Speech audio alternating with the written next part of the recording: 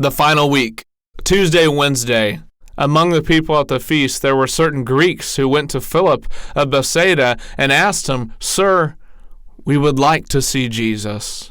Philip told Andrew, and they both went to Jesus. Jesus said, "The hour is coming for the Son of Man to be glorified.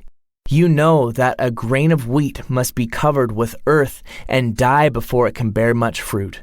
Otherwise, it remains a seed. If any man would serve me, let him follow me. For where I am, there will my servant be also. My Father will honor the one who serves me. My soul is troubled, but what can I say? Father, deliver me from this coming hour. But it was for this reason I came to earth. Father, glorify thy name." A voice came out of heaven saying, "I have both glorified it and will glorify it again." The multitude who stood nearby and heard the voice said, "It thundered." Others said, "An angel spoke to him." Jesus told them, "The voice was for your benefit, not mine. The time is now for the judgment of this world. The devil, the prince of this world, will now be cast out. And when I am lifted up from the earth, I will draw all men to me." He said this last statement to explain the kind of death he would have. The multitude asked Jesus, "We have heard in the law that the Christ will live forever, but you say the Son of Man must be lifted up. Who is this Son of Man?" Jesus said, "The light is among you for just a little while. Walk while you have the light, so that darkness does not overtake you. He who walks in the dark does not know where he goes. While you have the light, believe on the light, so that you may become sons of light." After he finished speaking, Jesus left and hid himself from them. And every evening he left the city. As they left the temple, one of the disciples pointed to it and said, "Teacher, look at the size of these stones and the grandeur of the building." Jesus said, "See all these buildings? Not one stone shall be left upon the other. It shall all be torn down." As Jesus sat at the Mount of Olives, Peter, Andrew, James, and John came to him privately. "Tell us, please, when will these things happen?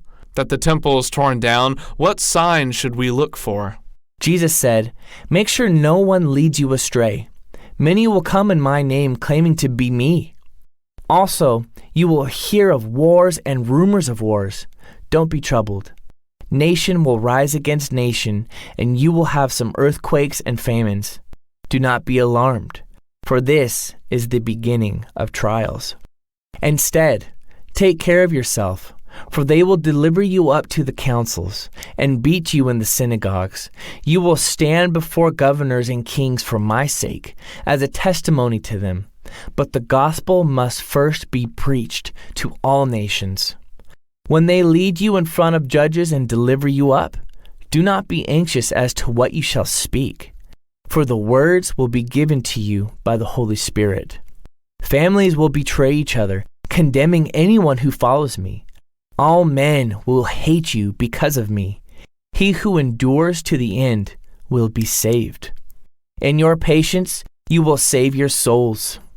And the gospel of the kingdom shall be preached to the whole world as a witness to all nations, and then the end will come.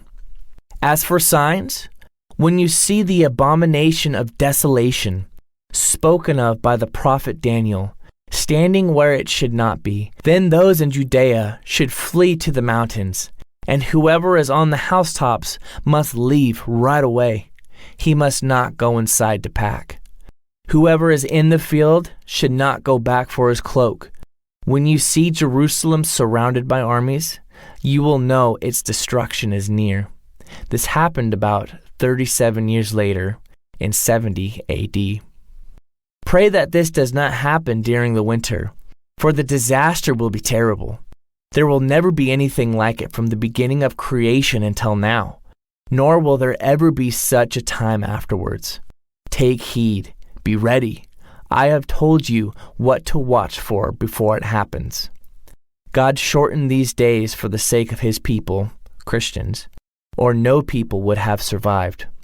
Many false prophets will rise up and try to lead you astray, but don't follow them.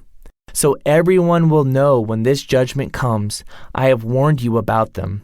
Where the dead body, Jerusalem, is, the eagles will gather. After that terrible time, a time of national disaster, signified by the sun and moon being darkened and the stars falling, the Son of Man will come in judgment on the nation, in clouds with great power and glory. He will send forth his angels and gather his chosen ones from the uttermost parts of the earth. When these things begin to happen, look up and lift your heads, because your redemption is near.